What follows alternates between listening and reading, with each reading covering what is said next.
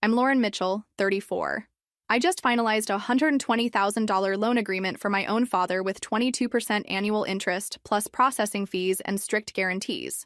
I looked into the eyes of the man who told me I'd never be anything without his family, and signed the documents without my hands shaking. I didn't scream. I didn't break down. I just maintained my professional composure while he called the terms ridiculous and told me I was ungrateful. The expression on his face when I responded, "Business is business, Dad. You taught me that, remember?" was worth every second of the underestimation I endured in that family, 3 years working at the company, and a lifetime growing up under that family dynamic. Where are you watching from today? Drop your location in the comments below and hit that like and subscribe button if you've ever felt undervalued by the people who should appreciate you most. You'll definitely want to stick around for what happened next. Let me take you back to where it all began. Growing up, Mitchell Construction was more than a family business, it was our identity. My father, Richard Mitchell, started it as a small operation that grew profitable during the early 2000s housing boom. Every dinner conversation revolved around contracts, clients, and growth strategies. I was a curious child. Dad used to take me to construction sites when I was little. I'd wear a too-big hard hat and ask endless questions about blueprints and materials. "You've got a good eye for business, Lauren," he'd say back then, ruffling my hair.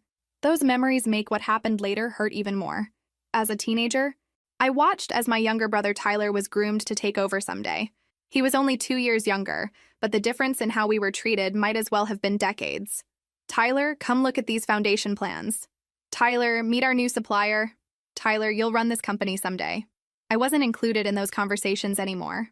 When I graduated high school with honors and announced I wanted to study business administration, Dad seemed pleased. I thought maybe I was working my way back into his vision for the company's future. 4 years later, I graduated at the top of my class. My thesis on family business succession planning won departmental recognition. I thought surely now Dad would see my potential. "We always need good administrative support," was all he said at my graduation dinner. Still, I joined the family business. What choice did I have? It was all I'd ever known, all I'd ever wanted to be part of. I told myself I'd prove my worth through hard work and dedication. They put me at the front desk. My starting salary was $32,000, barely enough to afford a tiny apartment 20 minutes from the office. Tyler started at $65,000 in management training, despite barely finishing high school. I swallowed my pride. I came in early, stayed late. I reorganized the filing system, computerized the accounting processes, and started handling client communications because I was good with people. Within a year, I was effectively running the office operations. Within 2, I was managing our smaller client relationships when the men were too busy with important meetings, which often involved golf courses and expensive lunches. My mother, Ellen, occasionally tried to advocate for me. "Richard, Lauren deserves a raise with all the extra responsibility she's taken on," she'd say. "She's getting valuable experience," Dad would respond dismissively. "Besides, she's family. We all make sacrifices for family." What he meant was that I should make sacrifices for the family. By my 3rd year, I was working 60-hour weeks. I'd created systems that increased our efficiency by 22%. I'd personally secured 3 new major clients through careful relationship building. I'd saved the company $43,000 by renegotiating vendor contracts. Tyler took credit for all of it in family meetings. I'd sit there, silent, as my father beamed at my brother. "That's my boy, a natural businessman." One evening after a particularly frustrating day, Mom found me crying in my car in the parking lot. "Honey, why do you stay?" she asked, her voice gentle but her eyes knowing. I wiped my tears, straightened my back, and said the words I'd been telling myself for years. "Because I'm a Mitchell, and someday they'll see my value." I didn't know then that someday would come, but not in the way I expected. I didn't know that in less than a week, everything would change. I didn't know that the next family meeting would be the one where I finally found my voice and my way out. 3 days later, I arrived at the office to find Tyler sitting at my desk, talking animatedly with a bank representative. My father stood beside them, proudly clasping my brother's shoulder. They barely glanced up when I entered. "Morning, Lauren," my dad said absently. "We need coffee for our meeting. The good stuff, not the break room garbage." I stood frozen in the doorway. On the desk, my desk lay a thick document labeled Mitchell Construction Expansion Plan. The title page looked oddly familiar. "Is there something else?" Dad asked when I didn't immediately move to get their coffee. "What's the meeting about?" I asked, keeping my voice carefully neutral. Tyler's presenting his expansion plan, Dad said proudly. He's been working on it for months. Brilliant idea to get into construction financing. Construction financing. The exact proposal I'd spent 3 months researching and developing, the one Dad had dismissed as interesting before passing it to Tyler to extract something useful. I see, I said, my voice steady despite the trembling I felt inside. I'll get that coffee. In the break room, I gripped the counter so hard my knuckles turned white. I didn't scream. I didn't throw things. I filled the carafe, arranged cookies on a plate, and returned to serve the men who were stealing my ideas and my future. As I set down the tray, I caught a glimpse of the document. It wasn't just similar to mine, it was identical. Page after page of my research, my financial projections, my risk assessments. Only the name had changed. Lauren, Tyler said magnanimously, maybe you could take notes for us, since you're good at that sort of thing? Dad laughed. That's why we keep her around. Always organized, our Lauren. The bank representative looked uncomfortable. He glanced between us, perhaps sensing the tension. Actually, I said quietly, I have some filing to catch up on. I'm sure Tyler can handle the presentation himself, since he created it all. I spent the rest of the morning in a fog, mechanically sorting papers while my mind raced. This wasn't the first time my contributions had been minimized, but it was the first time they'd been so blatantly stolen. At lunch, Melissa from accounting slid into the seat across from me in the empty break room. That was your proposal, wasn't it? She asked without preamble. I looked up, surprised by her directness. What makes you say that? I saw your draft 2 months ago when you asked me to review the financial projections, she said. It has your fingerprints all over it, especially the risk assessment matrix. Tyler couldn't create something that sophisticated if his life depended on it. For the first time that day, I felt tears threatening. Someone had noticed. Someone had seen. It doesn't matter, I said, pushing my untouched sandwich away. Dad will never see me as anything more than office support. Melissa leaned forward. So what are you going to do about it? The question caught me off guard. Do about it? What could I possibly do? Nothing, I said automatically. They're family. And that makes it okay for them to treat you like this? Her words hung in the air between us. I'd been so focused on proving myself worthy of the Mitchell name that I'd never considered whether the Mitchell name was worthy of me. That afternoon, I returned to my desk to find a letter that had been delivered to the office. It was from the State University, a response to the MBA application I'd submitted in secret 2 months earlier, during a moment of rare rebellion. I slipped it into my purse without opening it, afraid someone might see it and report back to my father. This small act of independence needed protection. That night in my tiny apartment, I stared at the unopened letter for hours. Finally, at 11:43 p.m., I tore it open. Dear Ms. Mitchell, we are pleased to inform you of your acceptance to our MBA program with a 60% scholarship. I read it 3 times to make sure I wasn't dreaming. A way out. A path forward. A future that didn't depend on my father's approval or my brother's generosity. But could I really leave? After all these years of trying to belong? My phone buzzed with a text from my mother. Your father wants to discuss expanding your responsibilities tomorrow. He was impressed by how you handled the Johnson account. Hope fluttered in my chest. Maybe things were changing. Maybe they finally saw my value. I fell asleep clutching that fragile hope, unaware that tomorrow would shatter it completely. The attempt at recognition. The next morning, I dressed with extra care my best blazer, the pearl earrings Mom had given me for graduation. Today might be the day everything changed. Dad called me into his office at 10 a.m. Tyler was already there, lounging in the visitor chair like he owned the place. Maybe someday he would. Lauren, sit down, Dad said, gesturing to the other chair. His tone was businesslike but not unkind. We've been talking about your role here. My heart quickened. I've actually been thinking about that too. I have some ideas. Great, because we've made a decision. Dad interrupted. The construction financing program is moving forward. Tyler will be heading it up. I glanced at my brother, who smirked slightly. And, Dad continued, we'll need someone to handle the increased administrative load. That's where you come in. I waited for more. There had to be more. We're promoting you to office manager, Dad announced, like he was offering me the world. $2 raise, plus you'll get your own office. Well, the storage room once we clear it out. Office manager, I repeated flatly.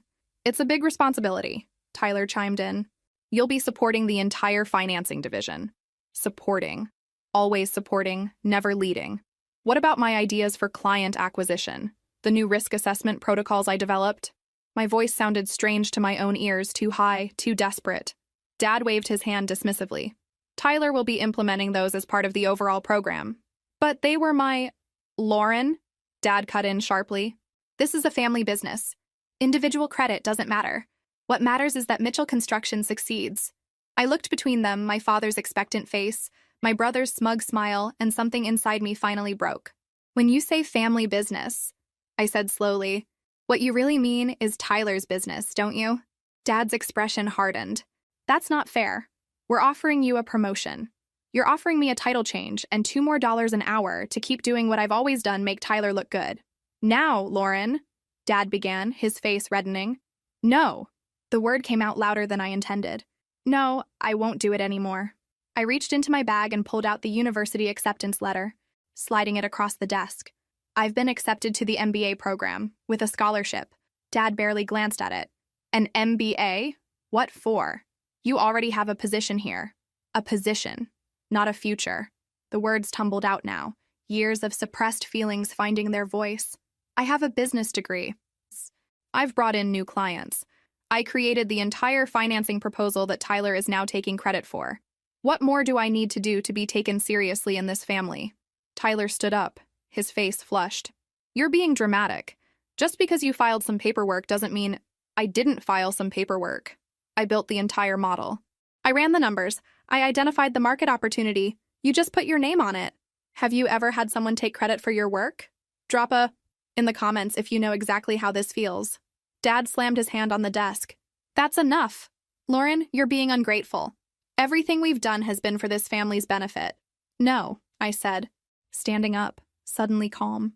Everything you've done has been for Tyler's benefit. I was just convenient free labor. I pulled a folded paper from my pocket, the resignation letter I'd drafted late last night just in case. 2 weeks' notice, I said, placing it on the desk. I start classes next month. Dad didn't touch the letter. You're making a mistake. What do you think you'll accomplish out there on your own? This business is your inheritance, your security. I looked him straight in the eyes. Is it? Or is it just Tyler's? You're a woman in construction, Lauren, he said, as if explaining something to a child. It's different. Clients respect Tyler in ways they never will you. I'm being realistic. Then I'll find an industry where my gender isn't a liability in your eyes. As I turned to leave, Dad called after me. You walk out that door, don't expect to come crawling back when you fail. You'll be nothing without us. Lauren, nothing. I paused in the doorway, my back still to them, and spoke the words that would change everything. I guess we'll find out.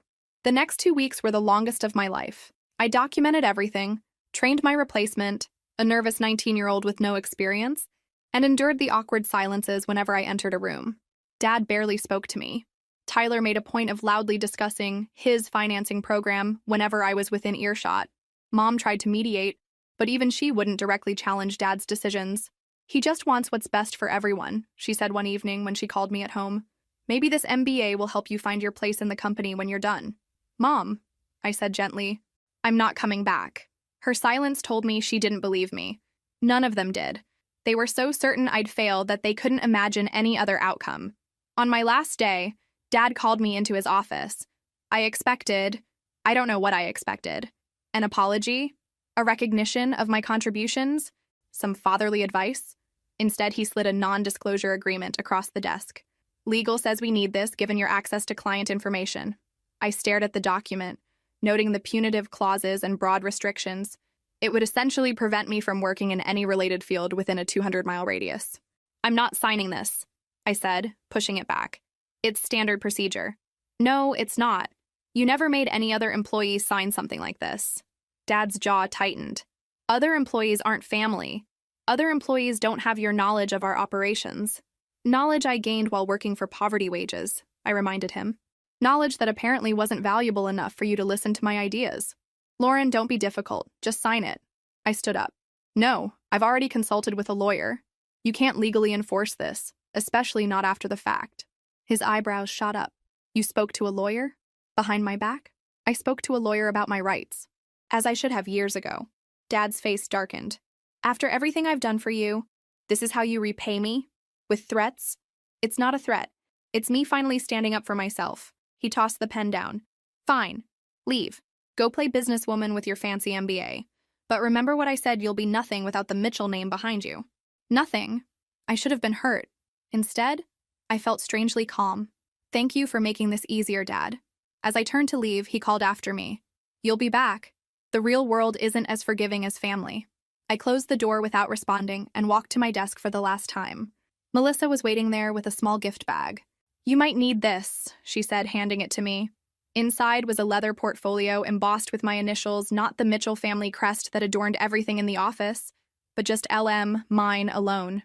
For your new beginning, she whispered, quickly hugging me before anyone could see. I packed my few personal items into a box. Before leaving, I made one final decision. I had already sent the company documents I'd created to my personal email as proof of my work, but now I gathered copies of my original risk assessment protocols, client acquisition strategies, and financial projections documents that represented hundreds of hours of my work. Not to use unethically, but as templates for my future career and proof of my capabilities. I'll be keeping these, I told Melissa quietly. They're my intellectual property. She nodded. Smart. You created them after all. Who knows when they might be useful again? As I walked out, some employees nodded goodbye. Others avoided eye contact, afraid of being associated with the family outcast. Mom met me in the parking lot, her eyes red-rimmed. He doesn't mean what he says when he's angry, she offered weakly. Yes, Mom, he does. I hugged her tightly. This isn't goodbye, just goodbye to working here. She pressed her car keys into my hand. Take my car until you can afford your own. I can use the company vehicle. Dad won't like that. She straightened her shoulders. Let me worry about your father. It was the first time I'd seen her stand up to him, even indirectly. Maybe my leaving would change more than just my life. As I drove away, I glanced in the rearview mirror. The Mitchell construction sign loomed large over the building. For my entire life, that name had defined me, my worth, my place, my future. Now I had to define myself. That night, alone in my apartment, I opened my laptop and typed 3 words that would become my mantra for the next 3 years. Watch me succeed. My first day of MBA orientation was terrifying. Most students were younger, fresh from undergraduate programs. Others were seasoned professionals sponsored by their employers. I was neither just a 27-year-old woman with a chip on her shoulder and something to prove. Financial management emphasis? The academic advisor raised her eyebrows as she reviewed my registration. That's our most demanding track. Most students have industry experience. I have experience, I said firmly, just not the conventional kind. The workload was brutal. I attended classes during the day and worked nights at a local bank as a teller, the only position I could find without recent references. My father had made sure of that. I later learned he'd told our industry contacts that I'd left on difficult terms. My tiny studio apartment was all I could afford on my reduced income. Some nights I ate ramen for dinner so I could pay for textbooks. I sold my furniture piece by piece when money got tight, first the coffee table, then the bookshelf, finally the bed frame, sleeping on just a mattress on the floor. Dad's words echoed in my darkest moments. You'll be nothing without us. I used them as fuel, studying until my eyes burned, taking on extra projects, seeking out professors during office hours to absorb everything they could teach me. 3 months in, Professor Winters pulled me aside after her corporate finance lecture. Mitchell, she said, eyeing me curiously. Any relation to Mitchell Construction? My stomach dropped. Had my father's influence reached even here? Yes, I admitted. They're my family. Interesting. She tapped her pen against her notepad. Your analysis of the Harrington case was exceptional. You identified factors the other students missed. Thank you, I said, surprised by the praise. You have an unusual perspective. Like you've seen the practical side, not just the theoretical. I hesitated before responding. I worked in a family business for 3 years. I saw how financial decisions really get made when textbook approaches meet human emotions. She nodded thoughtfully. We're launching a research project on family business succession. Could use someone with your insight. It's unpaid, but could lead to connections. I'm interested, I said immediately. It means extra hours, on top of your coursework and your job. I'm not afraid of hard work, Professor. She studied me for a moment. No, I don't think you are. Email me your schedule. We'll make it work. That research position changed everything. I met Jane Winters, Professor Winters' sister, and a respected finance executive who was establishing a new fund for underserved business sectors. I worked weekends and any spare hours helping with their research, absorbing everything about investment evaluation and risk assessment. Often late at night, I would revisit the documents I'd brought from Mitchell Construction, refining and improving my models based on what I was learning. These weren't just relics of my past, they were becoming the foundation for my future methodology. 6 months into my MBA program, Jane offered me a part-time paid internship. The salary was modest, but it meant I could quit the bank teller job for something relevant to my career goals. You have good instincts, Jane told me after I'd correctly identified a promising investment opportunity the other analysts had overlooked. You see value where others see only risk. For the first time since leaving Mitchell Construction, I felt my confidence growing, not because someone else validated me, but because I was proving my worth through results, not family connections. I still kept tabs on the family business through Melissa, who had become a true friend. The construction financing program was struggling under Tyler's leadership. He'd implemented it without the careful risk controls I designed, resulting in several bad loans that were straining the company's resources. Your dad won't admit it, Melissa texted one night, but they needed your analytical skills more than they knew. Part of me felt vindicated. A smaller, more petty part felt satisfied, but mostly I felt free. Their success or failure no longer defined me. In my second semester, I met Nathan Reynolds in my data analytics class. He was brilliant with numbers and painfully shy. We became study partners, then friends. He helped me strengthen the quantitative side of my analyses, while I helped him communicate his insights more effectively. By the end of my first year, I'd earned a 3.9 GPA, a paid position with Jane's investment firm, and something money couldn't buy: belief in myself. One evening, as I was leaving campus after a late study session, my phone rang. It was my mother. Lauren, she said, her voice tight. Your father's had a minor heart attack. Drop in the comments if you've ever had to balance family obligations with personal growth. I rushed to the hospital, my mind racing. Despite everything, he was still my father. When I arrived, Mom and Tyler were already there. Dad looked smaller somehow, diminished against the white hospital sheets. Lauren, he said, his voice raspy. You came. Was he surprised? Did he think I'd abandoned the family completely? Of course I came, I said, standing awkwardly at the foot of the bed. The doctor said it was a warning, not severe, but serious enough to require lifestyle changes.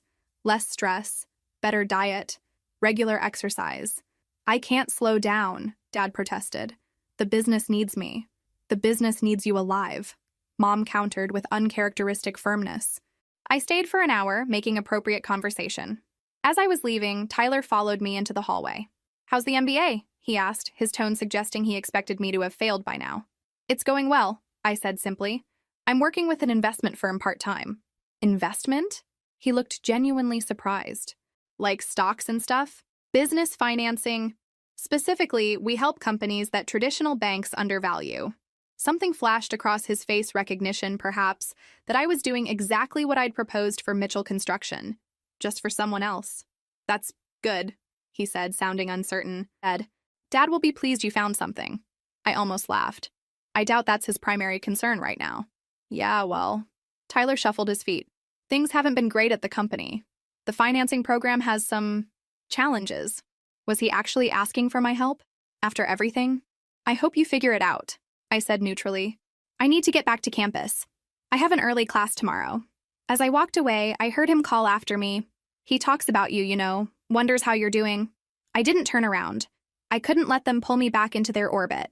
Not when I was finally finding my own path. The next 2 years passed in a blur of classes, case studies, and hands-on experience at Jane's firm. I graduated with my MBA at the top of my class, with a specialization in financial analysis and investment management. Jane immediately offered me a full-time position as a junior analyst. You've got something special, Lauren, she told me. You understand numbers, but you also understand people. That's rare in this business. During this time, Melissa and I remained close. She had started taking night classes toward her CPA certification, inspired partly by my example. If you can reinvent yourself, so can I, she told me over coffee one weekend. I've always loved accounting, but never thought I could pursue it seriously until I saw you take the leap. 3 months into my new role, I was assigned my first solo client evaluation, a family-owned manufacturing business, seeking capital for expansion. The company had been rejected by traditional banks despite strong fundamentals because of concerns about management transition issues. I recognized the pattern immediately. The founder's son had been installed as president despite lacking experience, while his more qualified daughter was relegated to administrative roles. During my site visit, I spoke with both siblings. The daughter clearly understood the business on a deeper level, but deferred to her brother in meetings. I pulled her aside afterward. You created the expansion plan, didn't you? I asked directly. She looked startled, then wary. Why would you say that? Because I recognize the situation, I said. I've lived it. Something in my tone must have convinced her. She admitted to developing the entire strategy while her brother took the credit. In my recommendation to Jane, I proposed an unusual condition. The daughter should be named COO with clear authority over the expansion project as a requirement for our investment. That's unorthodox, Jane said, reviewing my report. We don't typically dictate management structure. This isn't about dictating structure, I explained. It's about recognizing and leveraging their strongest asset, her expertise. The company will be more likely to succeed with her in a leadership role, which makes our investment safer. Jane studied me for a long moment. This is personal for you. It informs my analysis, I acknowledged. But the numbers support my recommendation.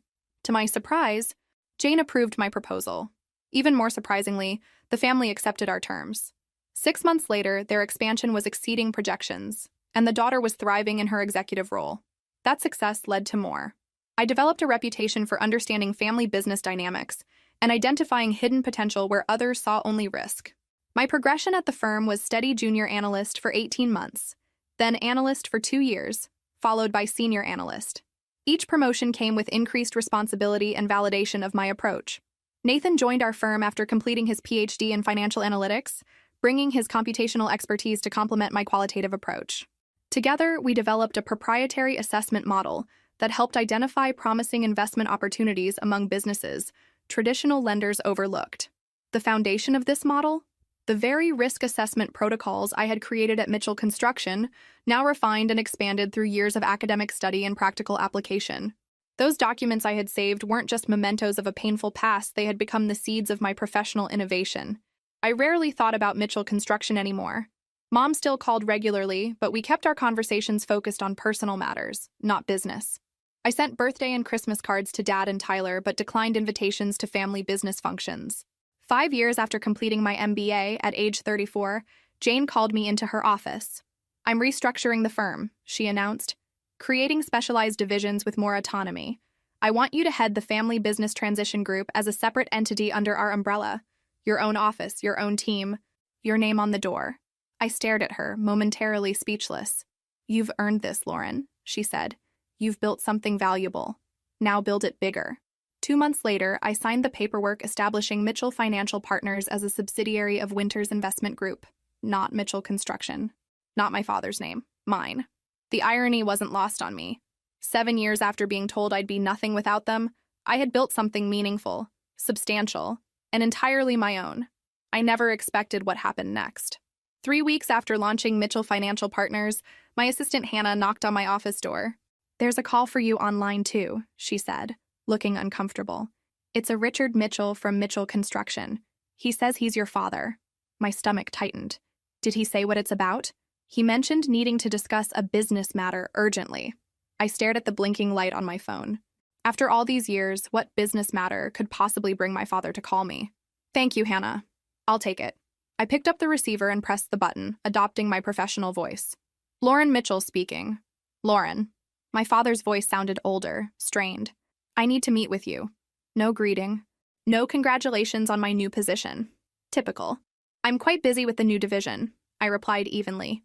What's this regarding? It's not something to discuss over the phone. Can you make time tomorrow? I'll come to your office. The direct request surprised me. Dad never came to others, they came to him. I have a 30-minute window at 2 p.m., I said, checking my calendar. Will that suffice? It will, thank you. He paused. Your mother says congratulations, by the way, on your new position. Thank her for me, I responded, noticing he couldn't bring himself to offer his own congratulations. After hanging up, I sat back in my chair, trying to process what had just happened. Why would my father suddenly reach out after 7 years of minimal contact? What urgent business matter could possibly involve both of us? I called Melissa, who still worked at Mitchell Construction, now as their assistant controller while completing her CPA studies. Is everything okay there? I asked after exchanging pleasantries. My father just called wanting to meet.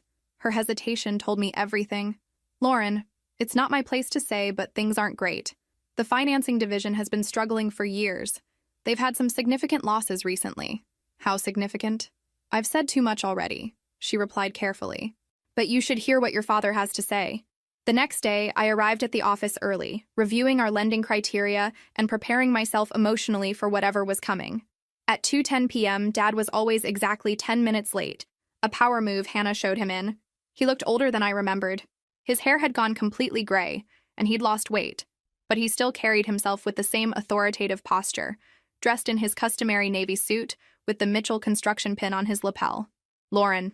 He nodded, taking in my office the view of the city, the awards on the wall, the sleek modern furniture that projected success and stability. "Dad," I replied, gesturing to the visitor's chair. "Please sit." He settled himself, glancing around again. "Nice place. Winters has done well by you." "I've done well by Winters," I corrected gently.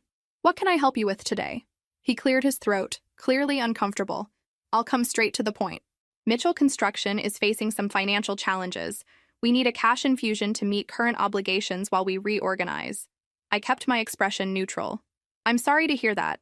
Have you approached your usual lenders?" "We've exhausted those options," he admitted. "Our debt-to-income ratio is problematic at the moment." Translation: they were overextended and banks considered them too risky. "And what exactly are you proposing?" I asked, though I already knew the answer. "We need a loan. $120,000 would cover immediate needs until we can right the ship. The exact amount of my college tuition and expenses. The money I'd needed when he'd told me I'd be nothing without them." The irony wasn't subtle. "I see," I said carefully. "You're aware that Mitchell Financial Partners specializes in business transition financing, not emergency funding." "Yes, but—" he shifted in his seat. "I thought given our connection, you might make an exception." "Our connection," I repeated. "You mean our family relationship?" "Exactly. Family helps family."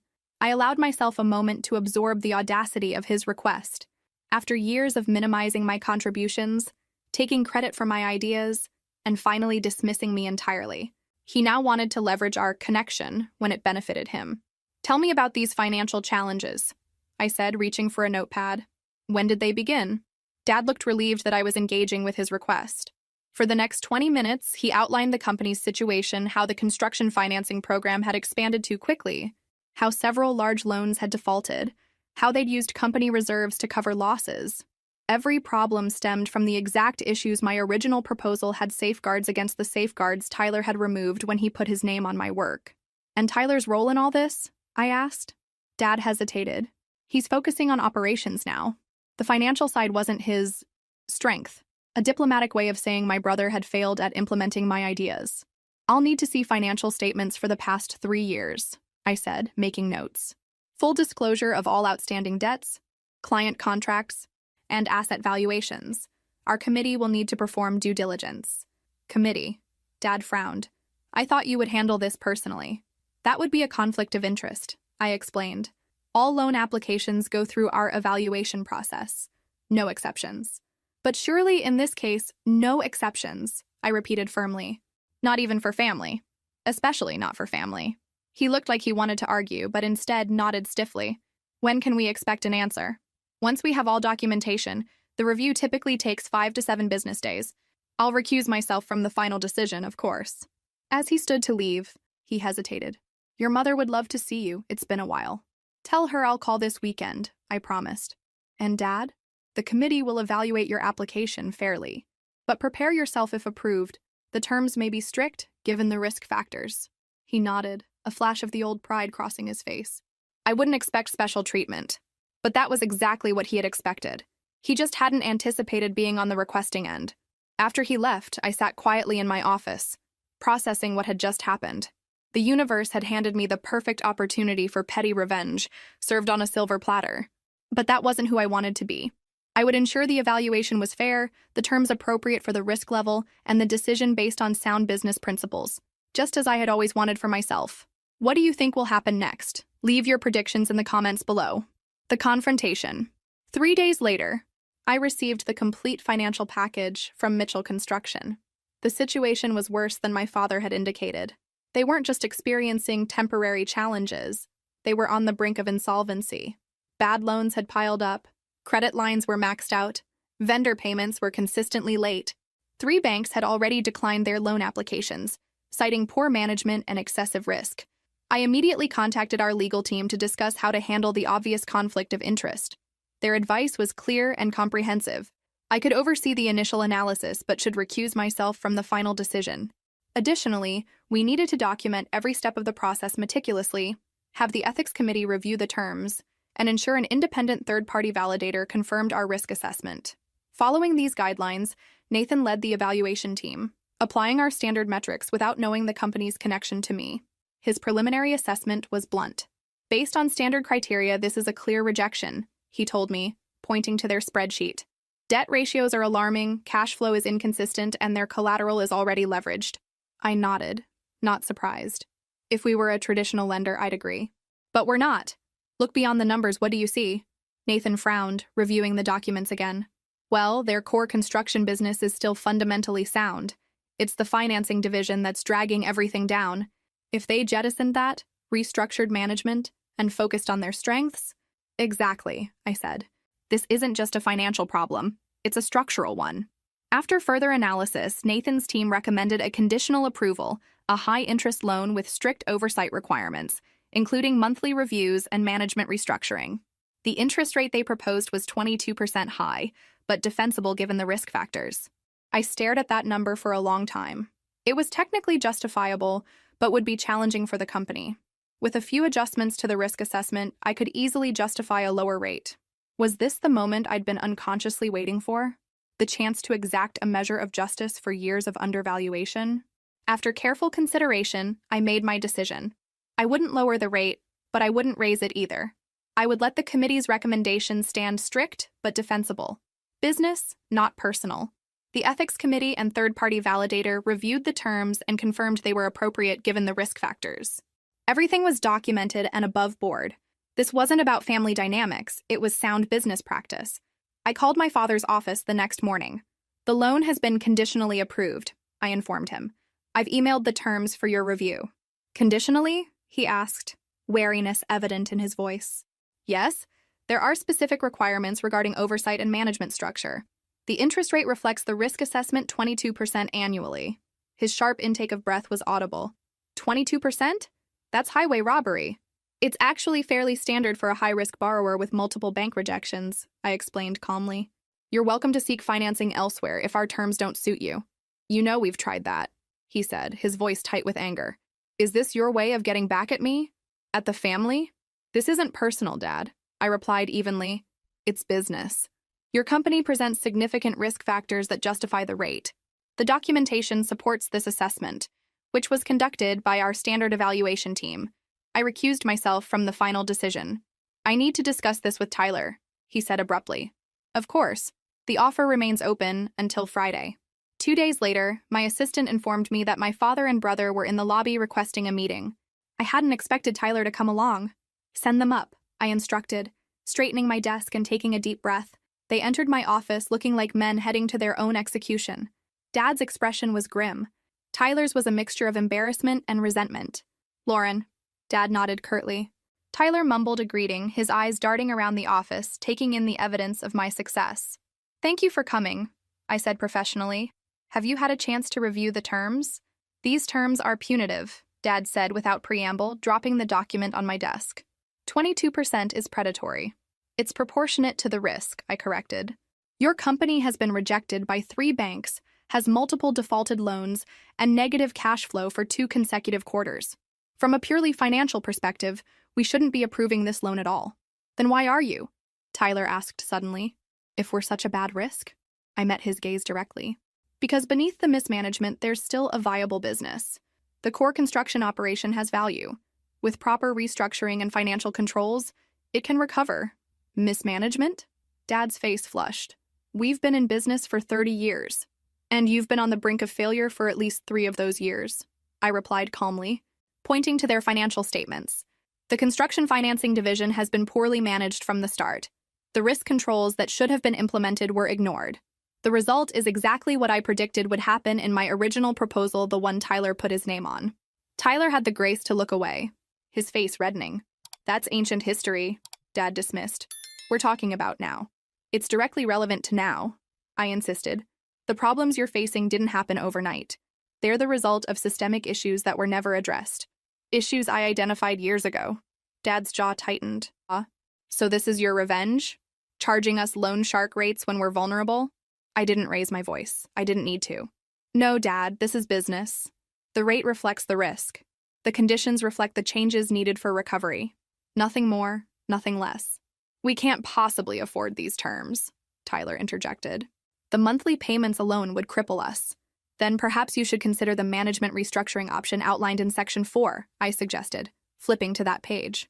With a qualified CFO implementing proper financial controls, we could reassess the risk factors after 6 months, potentially lowering the rate. Dad scoffed. And who would this CFO report to? You? To the board, which would include a representative from our firm, yes.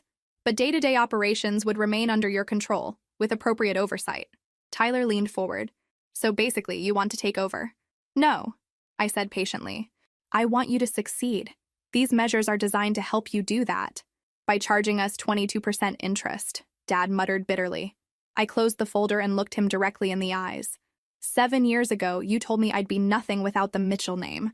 You dismissed my ideas, took credit for my work, and pushed me out because I didn't fit your image of what a Mitchell should be. His eyes widened slightly at my directness. Today, I'm in a position to help save that name, but on terms that reflect reality, not family sentiment. So yes, the rate is high. Yes, the conditions are strict. Because that's what the situation calls for. Not because of our history, but in spite of it. The office fell silent. Dad stared at me like he was seeing me for the first time, not as his overlooked daughter, but as the businesswoman I'd become. We'll take the deal, he said finally, his voice subdued, with the 6-month review option. As I slid the contract across the desk, I felt no triumph, no vindication, just the quiet satisfaction of a professional job done well. I hadn't compromised my principles for revenge, nor had I sacrificed sound business judgment for family ties. Business is business, Dad, I said as he signed the papers. You taught me that. The implementation phase began immediately. As per our agreement, Mitchell Construction would receive the $120,000 loan with specific disbursement schedules tied to milestone achievements. Each month, our consultant would review their operations and financial controls. I assigned Nathan to oversee the project, keeping myself at arm's length to maintain professional boundaries. He provided weekly updates on their progress. They're actually implementing the changes, he reported, sounding surprised after the first month. Your father grumbles, but he's following the restructuring plan. And Tyler? I asked, curious about my brother's role in all this. Interestingly, he seems relieved. Like he's glad someone else is handling the financial side now. He's focusing on client relationships, and operations seems much more comfortable there. This matched what I'd always suspected. Tyler hadn't wanted the financial responsibility. He just wanted the title and status. Perhaps being forced to confront his limitations was actually freeing for him. 3 months into the agreement, Nathan suggested I join him for the quarterly review meeting. They've made significant progress. I think it would be valuable for you to see it firsthand. I hesitated. I'm not sure that's appropriate given my family connection. As the division head, it's entirely appropriate, he countered. Besides, I think it might provide some closure for everyone. Reluctantly, I agreed. We scheduled the meeting at Mitchell Construction's offices rather than my neutral territory seemed best. Walking into the building after 7 years was surreal. Some things remained exactly the same, the reception desk where I'd started, the family photos on the wall, the company logo emblazoned everywhere. But there were changes too. New faces, updated systems, a general sense of order that hadn't existed before. Dad and Tyler were waiting in the conference room. Along with Melissa and the new CFO, we'd helped them hire a sharp, no-nonsense woman named Patricia who had specialized in turning around struggling construction companies. Lauren, Dad nodded formally as I entered. Thank you for coming. The meeting began with Patricia's detailed presentation of their financial improvements. Delinquent accounts were down 36%. Cash flow had stabilized. They'd even secured 2 new major contracts that would significantly improve their position by year-end. The core issue remains the financing division, Patricia explained, pointing to the spreadsheets. We've contained the bleeding, but the fundamental model needs restructuring. Actually, Tyler interjected. I've been thinking about that. He glanced at me before continuing. We should probably shut it down completely. Return to our core competency construction. I couldn't hide my surprise. Tyler voluntarily suggesting they abandon his pet project, the division he'd fought so hard to control. That's quite a shift in position, I observed carefully. He shrugged, looking uncomfortable. Yeah, well, it was never really my idea to begin with, was it? The acknowledgement hung in the air between us, the closest he'd ever come to admitting he'd stolen my concept. We've run the numbers, Patricia continued, seemingly unaware of the undercurrents. Phasing out the financing arm while focusing on construction would allow for debt reduction and stabilization within 18 months. After the formal presentations, Nathan engaged Patricia and Melissa in a technical discussion about debt restructuring options. Dad indicated he wanted to speak with me privately and led me to his office. It hadn't changed much, same imposing desk, same industry awards on the walls, same photo of him and Tyler at a job site. I noticed there were no pictures of me anywhere. "You've done well for yourself," he said, gesturing for me to sit. "Mitchell Financial Partners. I see the advertisements sometimes." "Thank you," I replied simply. "You've made good progress here too." He nodded, looking tired. "Patricia's been a godsend. Should have hired someone like her years ago." "Someone with financial expertise definitely helps," I agreed, wondering where this conversation was heading. Dad was silent for a moment, staring at his hands. "That day you left, the things I said." I tensed, unsure if I was ready for this conversation. "I was wrong," he continued, the words seeming difficult for him. "About you being nothing without us. Clearly you've become something significant on your own." It wasn't quite an apology, but from my father, it was monumental. "Thank you for acknowledging that," I said carefully. "Your mother always said you had the sharpest mind in the family. I should have listened to her."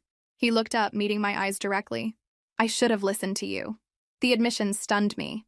In all my imagined scenarios of reconciliation, I'd never actually expected him to admit his mistake so plainly. "Why didn't you?" I asked. The question that had haunted me for years finally spoken aloud.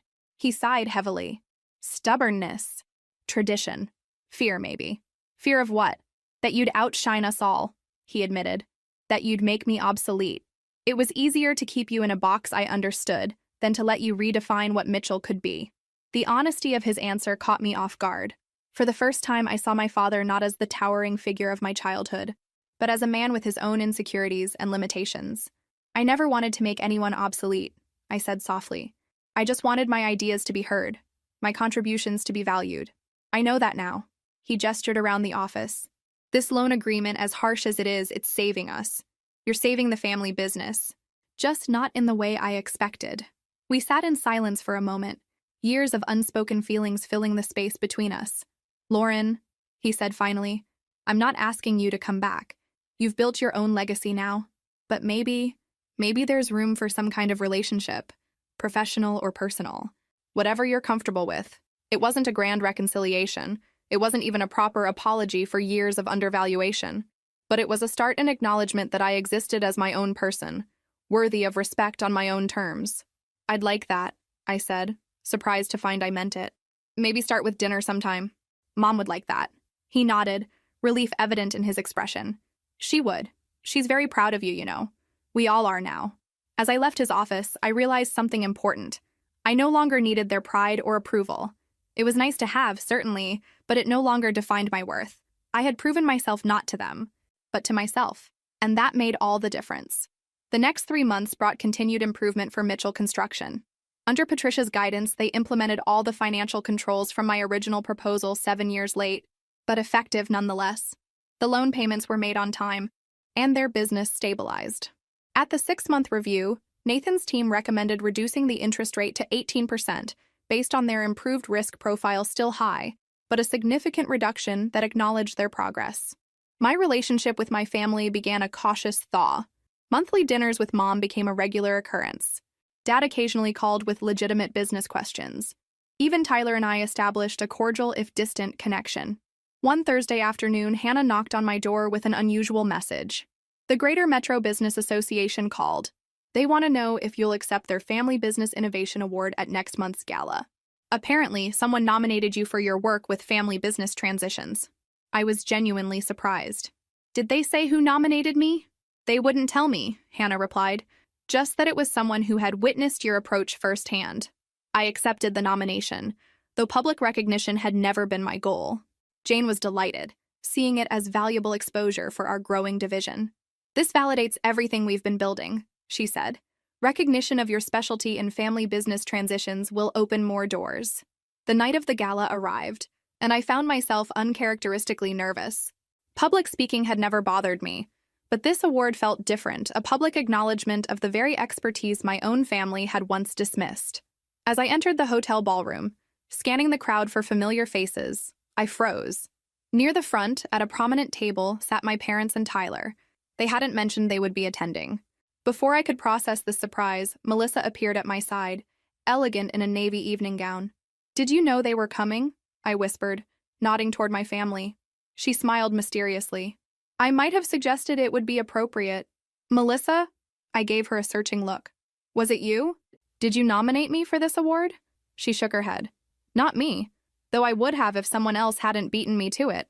2 weeks earlier, she had proudly shown me her newly completed CPA certification, the result of 3 years of night classes and weekend study sessions. Her determination had inspired me, just as she claimed my journey had inspired her. The mystery deepened. If not Melissa, then who? The ceremony proceeded with the usual speeches and presentations. Finally, the association president announced the Family Business Innovation Award. This year's recipient has pioneered a unique approach to family business transitions, recognizing that the challenges aren't merely financial, but deeply personal. Through innovative assessment methods and compassionate yet firm interventions, she has helped numerous family businesses navigate succession and growth challenges. Please welcome Lauren Mitchell of Mitchell Financial Partners. As I made my way to the podium, the applause felt surreal. I delivered my prepared remarks, thanking Jane for her mentorship, Nathan for his partnership, and our clients for their trust. Family businesses are unique, I concluded. They operate at the intersection of commerce and emotion, where balance sheets meet birth certificates. Finding the path forward requires understanding both the financial and human elements at play. I'm honored to be recognized for this work, which is deeply meaningful to me personally. As I returned to my seat, I passed my family's table. Mom beamed with pride. Dad nodded with something like respect, and Tyler surprisingly stood to shake my hand. During the reception that followed, as I circulated through the crowd accepting congratulations, the association president approached with a smile. "I thought you might want to know who nominated you," she said. "It's unusual, but he gave permission to share his name after the ceremony." "Yes, I've been curious," I admitted. "It was a joint nomination," she explained. "Richard Mitchell began the process about 6 months ago, but it was incomplete. Then just last month, Melissa from your office submitted additional documentation that completed the nomination package." I couldn't hide my shock. "My father started the nomination?" "Yes, with quite a compelling letter about how your approach saved his company while preserving family relationships. He wrote that you exemplified the best qualities of business leadership by balancing financial rigor with understanding of family dynamics." It was clearly difficult for him to write. The letter went through several drafts. According to our committee, I thanked her mechanically, my mind reeling. My father, the man who once told me I'd be nothing without the family name, had begun the process of publicly recognizing my professional achievements. And he'd started it long before the loan was reduced, or relations had truly thawed. Later that evening, I found him alone by the bar, nursing a club soda. "You nominated me," I said simply, taking the seat beside him. He didn't deny it. "You deserved it. What you did for our company, it wasn't just a loan. It was a restructuring that saved us while letting us keep our dignity." "The terms were harsh," I reminded him. "They were fair," he countered. "Fair and necessary. That's what I finally understood." He turned to face me fully. "For years, I thought business was about power, who had it, who wielded it. What you showed me was that true business success comes from alignment, finding where value genuinely exists and nurturing it, even when it doesn't look like what you expected." Coming from my father, this was a profound shift in perspective. "The company's doing well now," he continued. "Tyler's thriving in operations, Patricia has the finances under control, and we've returned to what we do best. We're actually discussing expanding again the right way this time." "I'm glad," I said sincerely. "The thing is, Lauren," he hesitated, seeming to search for the right words. "What you built, your own firm, your own approach, it's more impressive than anything I ever did with Mitchell Construction. You didn't just succeed. You innovated, created something new." The acknowledgement washed over me like a wave, healing places I hadn't realized were still raw. "Thank you for saying that," I said softly. "It means a lot coming from you." He nodded, looking slightly embarrassed by the emotional moment. "Well, your mother always said you'd surprise us all someday. Turns out she was right." As usual, we shared a genuine smile, perhaps the first in many years. As the evening wound down, I found myself standing between two worlds that no longer seemed entirely separate: the family that had shaped my beginnings and the career I had built despite their doubts. Both had contributed to who I had become. The 22% interest loan had been a business decision, not a personal vendetta. But it had catalyzed something unexpected, a recalibration of our family dynamic, based on mutual respect rather than predetermined roles. Sometimes justice doesn't look like revenge. Sometimes it looks like growth. Over the next few months, my division continued to expand. We hired 3 more analysts and opened a satellite office in the neighboring state. Nathan developed a sophisticated algorithm that improved our risk assessment model, allowing us to serve even more family businesses in transition. My relationship with my family settled into a new pattern: professional respect, with cautious personal reconnection. Mom and I had weekly lunches. Dad occasionally called to discuss industry trends. Tyler and I maintained a cordial distance. Our childhood rivalry transformed into something more like mutual acknowledgement of our different strengths. The loan to Mitchell Construction was being repaid on schedule, with the interest rate now reduced to 15% after another successful quarterly review. Their business had stabilized significantly, with Patricia implementing financial controls that should have been in place years ago. One Tuesday morning, Hannah interrupted my review of quarterly projections. "Your brother's here," she announced, looking surprised. "He doesn't have an appointment." Tyler rarely initiated contact, making this unexpected visit intriguing. "Send him in." He entered my office with uncharacteristic hesitation, his usual confidence subdued. "Got a minute? I need some advice." "Of course," I replied, gesturing to the visitor's chair. "What's on your mind?" He sat, fidgeting with his watch. "Dad's talking about retirement. Wants to announce it at the company's 35th anniversary party next month." This was news to me. I didn't realize he was considering stepping down. "Yeah, well," Tyler shifted uncomfortably. "That's why I'm here. He wants me to take over as CEO." The old Tyler would have announced this triumphantly. The fact that he seemed troubled by the prospect was interesting. "Isn't that what you've always wanted?" I asked carefully. "I thought so," he admitted. "It was always the plan, right? But after everything that's happened, the near bankruptcy, the loan, working with Patricia," he shook his head. "I'm not sure I'm the right person for the job." His candor surprised me. "What makes you say that?" "I'm good with clients, good on job sites, but the financial side, the strategic planning, that's never been my strength." He looked up, meeting my eyes directly. "That was always you." The acknowledgement so long in coming caught me off guard. "The thing is," he continued, "I don't want to screw it up. Not after we've come so far. But Dad's set on keeping the company in the family." I began to see where this was heading. "And you're thinking—" I was thinking maybe we could work something out. Some kind of partnership. The word seemed difficult for him. "You've got the financial expertise. I know the operations side. Between us, we cover all the bases." 7 years ago, this was all I had wanted: recognition of my value to the family business, a role that utilized my skills, a seat at the table. Now, I had built something of my own, something that reflected my vision and values. "Tyler," I said gently, "I appreciate the offer, but Mitchell Financial Partners is my primary focus now. I can't divide my attention." His face fell. "I understand, it was a long shot. But," I continued, "that doesn't mean we can't find another solution. Have you considered a different management structure? One that plays to your strengths while bringing in expertise where needed?" He looked intrigued. "What do you mean?" "A board structure. You as president, overseeing operations and client relationships. Patricia continuing as CFO with expanded authority. Maybe bringing Mom in officially for the design consulting she's been doing informally. Dad could transition to board chairman, still involved but not in day-to-day operations." Tyler considered this. "A family business that doesn't put all the pressure on one family member." "Exactly," I nodded. "Success doesn't have to look like Dad's version of it.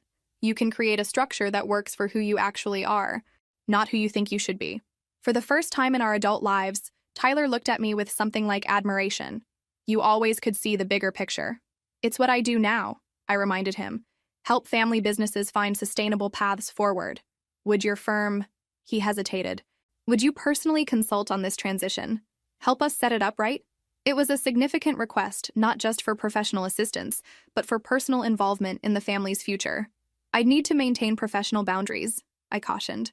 "Establish clear parameters about my role." "Of course," he agreed quickly. "We'd want this done properly, with contracts and everything." I smiled at his eagerness. "Then yes, I think I could help design a transition plan. As a consultant, not as a family member." Tyler's relief was palpable. "Thanks, Lauren. This means a lot." As he stood to leave, he paused awkwardly. I never properly apologized. "You know, for taking credit for your work, for letting Dad push you out." "No, you didn't," I agreed. I'm sorry, he said simply. I was insecure. Knew I couldn't measure up to you, so I took shortcuts. It wasn't right. The apology was 7 years late, but still meaningful. Thank you for saying that. Dad's anniversary party is 3 weeks from Saturday, he said, heading for the door. Mom would love if you came. Dad too, though he won't say it. I considered the invitation. I'll check my calendar. After Tyler left, I sat quietly, processing the conversation. The family business that had once rejected my contributions was now seeking my expertise. The brother who had taken credit for my work was now acknowledging my capabilities. It wasn't about validation anymore. I'd found that elsewhere. It was about reconciliation, finding a way forward that honored both where I'd come from and who I'd become. I picked up the phone and dialed Jane's number. Do we have a conflict of interest policy for consulting with family businesses, where we also have a lending relationship? We can create one, she replied pragmatically. Why do you ask? I might have a new client, I said. One that needs a rather specialized approach to succession planning. 3 weeks later, I attended Mitchell Construction's 35th anniversary celebration. Not as the overlooked daughter or the stern creditor, but as something new, a respected professional whose expertise was valued by the very people who had once dismissed it. Dad announced his transition to chairman, with Tyler as president within the new management structure we designed together. As he outlined the changes coming to the company, he did something unprecedented. He publicly acknowledged my contribution. This new chapter of Mitchell Construction has been shaped with the expert guidance of my daughter Lauren, whose financial acumen once saved this company, and whose vision will help carry it forward. In that moment, standing among people who had witnessed my journey from administrative assistant to respected financial expert, I felt something I hadn't expected. Not triumph over my father's admission, but freedom from needing it at all. I had already proven my worth to myself and to the world. His recognition was welcome, but no longer necessary for my sense of self. That was the real victory. If you've ever had to rebuild a relationship that once hurt you, drop a in the comments. The journey to healing is rarely straightforward. 1 year after my father's retirement announcement, Mitchell Construction was thriving under its new management structure. Tyler had grown into his role as president, focusing on operations and client relationships, areas where he genuinely excelled. Patricia continued as CFO, implementing the financial controls I had designed years earlier.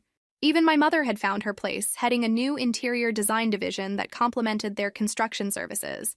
The loan had been paid in full 6 months ahead of schedule, officially ending our financial relationship. Mitchell Financial Partners had continued its growth, with our family business transition specialty now recognized throughout the industry. We'd expanded to 28 employees across 3 offices, with Nathan leading our analytical team and Melissa joining us as a senior financial advisor after completing her CPA certification. Our firm was valued at $1.4 million, modest in the financial world, but a significant achievement for a specialized boutique operation built from scratch in just a few years. We managed a loan portfolio of $5.6 million, focusing on quality over quantity in our specialized niche. On a crisp autumn morning, I sat in my office reviewing our quarterly performance when Hannah announced an unexpected visitor. "Your father's here," she said. "Says he needs just a few minutes." Since our relationship had normalized, Dad rarely showed up unannounced. "Send him in." He entered looking more relaxed than I'd seen him in years. Retirement suited him. He'd lost the perpetual tension that once defined his posture, and even dressed more casually in khakis and a button-down, rather than his trademark suit. "Lauren," he nodded, taking a seat. "Hope I'm not interrupting anything important." "Just quarterly reviews," I assured him. "What brings you by?" He placed a small wooden box on my desk. "Found this while cleaning out some old files at home. Thought you might want it." Curious, I opened the box to find a collection of childish drawings, blueprints, and building designs sketched in crayon. Some on construction paper, others on the backs of Mitchell Construction letterhead. My childhood drawings from when Dad used to take me to job sites. "You kept these?" I asked, surprised. Dad had never been sentimental. "Your mother did at first," he admitted, "but I'm the one who put them in the box. Always meant to show them to you when you took your place in the company." I lifted a particularly detailed drawing, my 10-year-old vision of an office building with a playground on the roof. "I remember this one. You said it was impractical but creative." "Still true," he chuckled. "Though these days, rooftop amenities are all the rage. You were ahead of your time." We sat in comfortable silence as I looked through the drawings, each one a snapshot of a time when I believed my ideas mattered to him. "I made a lot of mistakes with you, Lauren," he said finally, his voice uncharacteristically soft. "Let my own limitations narrow my vision of what you could be. It worked out in the end, I replied, surprised to find I truly meant it. I found my own path. You did. He nodded. A better one than I could have offered you. But I still regret the years we lost. The simple acknowledgement meant more than any elaborate apology could have. The company's doing well under the new structure, he continued. Tyler calls it the Mitchell model, when he talks to other family businesses, equal roles based on actual strengths rather than birth order or gender. I smiled at that. Progress. He's recommending some of them to your firm, you know. Says you're the best in the business at helping families through transitions. This was news to me. I didn't realize he was sending referrals. 3 so far, Dad confirmed. Says if you helped the Mitchells, you can help anyone. The irony wasn't lost on either of us. Your mother and I have been talking, he continued, shifting slightly in his chair. We're hosting a holiday dinner next month. Family, close friends, key employees. We'd like you to come not just as our daughter, but as a respected colleague, someone who helped shape Mitchell Construction's future. The invitation represented a full-circle acknowledgement not just of our blood connection, but of my professional value to the family legacy. I'd like that, I said sincerely. As Dad stood to leave, he paused, looking around my office with appreciation rather than the assessment I'd seen in his eyes during his first visit years ago. You built something remarkable here, Lauren. Something uniquely yours. His voice carried genuine admiration. When the Mitchell name means something different because of you, something more than just construction. That's a legacy in itself. After he left, I sat with the box of childhood drawings, reflecting on the journey that had brought me here. From the overlooked daughter to the stern creditor, to something new, a professional whose worth was recognized on her own terms. The 22% interest loan had never been about revenge. It had been about business-appropriate terms for a high-risk investment.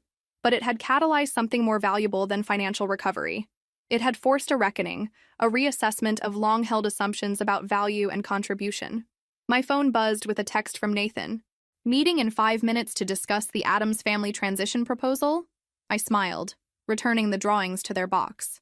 The past had its place, but my focus remained on the future, helping other families navigate their own transitions, with the insight that only someone who had lived both sides of the equation could offer. That evening, I met Melissa for our regular Tuesday dinner. Over the years, she had evolved from a sympathetic colleague to a trusted friend to a valued team member at Mitchell Financial Partners. So your father finally gave you those drawings, she observed, sipping her wine. He mentioned finding them months ago. You knew about them? She smiled. I might have helped him locate the box when he was cleaning out his office. Suggested it might be meaningful to you. Always the facilitator, I teased. First the award nomination, now this. Actually, she admitted, the award nomination was all him. I just helped complete the paperwork when he got stuck on the formal requirements. I shook my head, still amazed by how much had changed. Did you ever imagine, back when we were having lunch in that sad break room, that we'd end up here? Not specifically here, she acknowledged. But I always knew you were meant for more than what they allowed you to be. That's why I pushed you to apply for that MBA program. Best advice I ever took, I said, raising my glass in a toast. To finding our own paths. And to redefining family business, she added, clinking her glass against mine. Later that night, as I looked out over the city from my apartment window, I reflected on the words I would never hear directly from my father, but which his actions had finally acknowledged.